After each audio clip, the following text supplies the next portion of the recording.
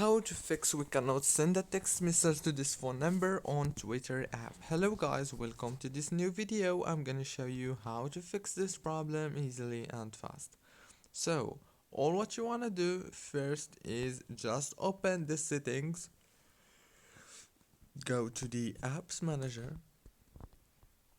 go to the apps, go to the Twitter app on your apps in your phone. After that, this is the app information page.